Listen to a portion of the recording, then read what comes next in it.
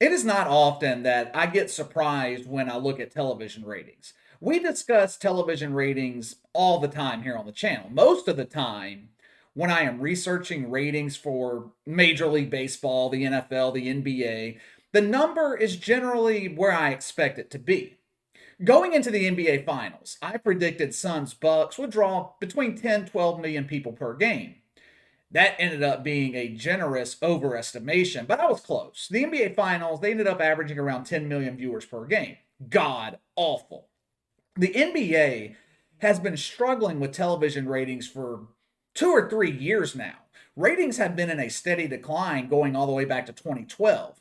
The more political LeBron James got, the lower NBA ratings went. Now, of course, the mainstream media, they're not going to tell you all that. For over 2 years now, the media has done nothing but make excuses for the NBA's low ratings. It's those damn cord cutters. Streaming numbers are not included. Less people are watching television. It's the COVID. It's winter. It's summer. It is anything but social justice. Don't listen to those racists who claim NBA ratings are low because of woke politics.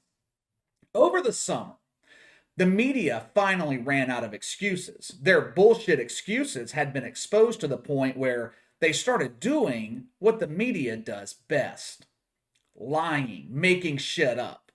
They tweaked ratings to make them look better than they actually were.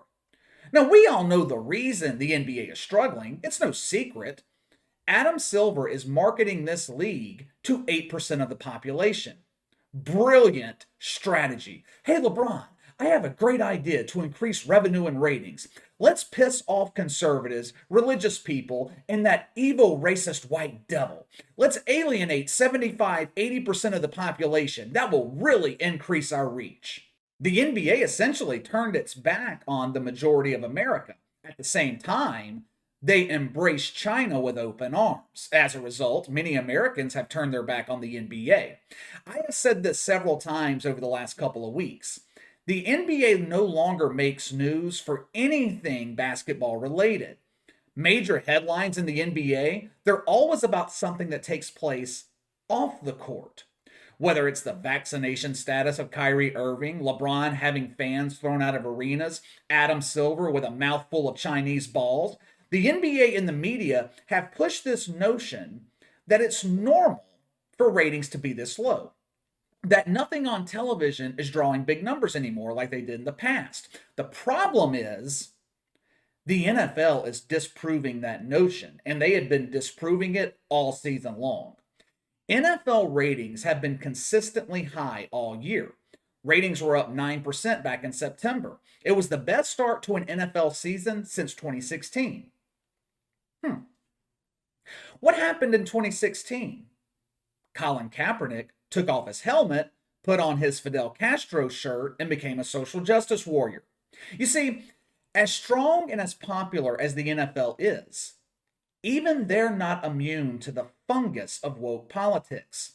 Now, the difference between the NFL and the NBA, the NFL has a leader who's not a dumbass. The NFL has a leader that doesn't allow the players to dictate the direction of the league. The NFL has a leader with balls. I'm talking about Roger Goodell. Now, contrast that with the leadership in the NBA, Adam Silver, a man with balls the size of Caitlyn Jenner, a man who is afraid to stand up to LeBron James. Roger Goodell doesn't take advice from Tom Brady. He makes his own decisions.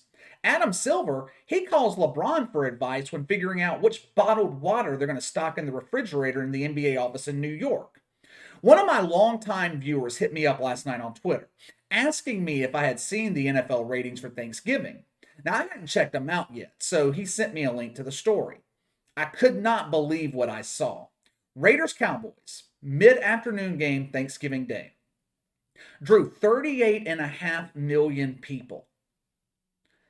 38.5 million. It took the NBA 4 games to draw that number for the NBA Finals.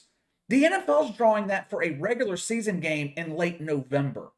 It was the most watched NFL game in 30 years. Now you have to remember, the league just drew monster numbers last weekend. Cowboys Chiefs Sunday afternoon broadcast to 93% of the country. So this game was not even available in all markets.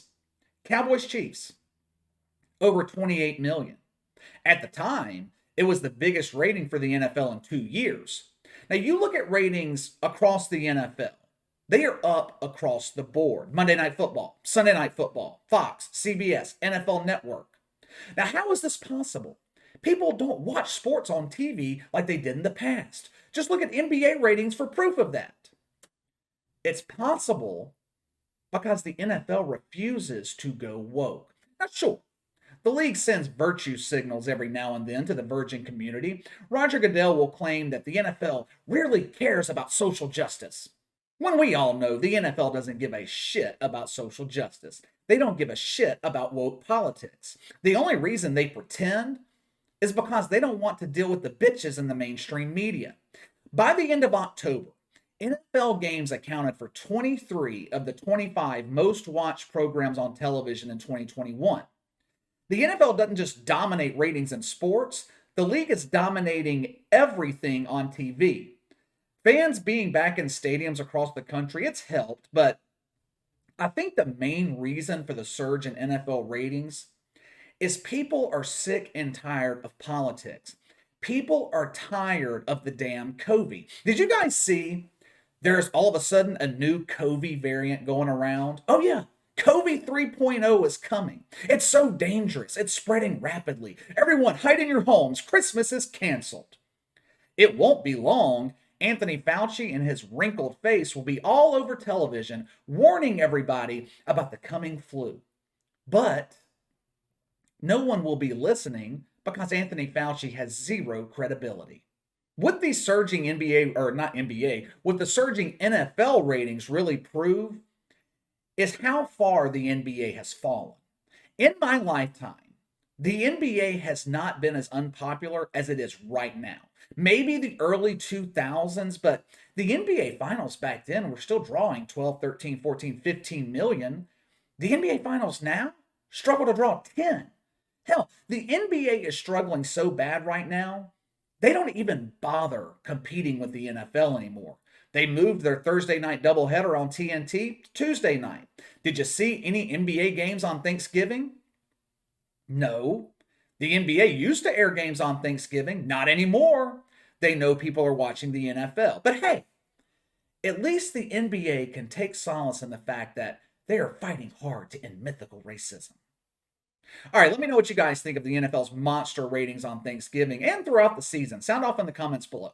Make sure to like and subscribe. Click the notification bell to receive all notifications from the channel. Best way to contact me is by email at btlkc84@gmail.com, KC_BTL84 on Twitter. I'll see you guys tomorrow.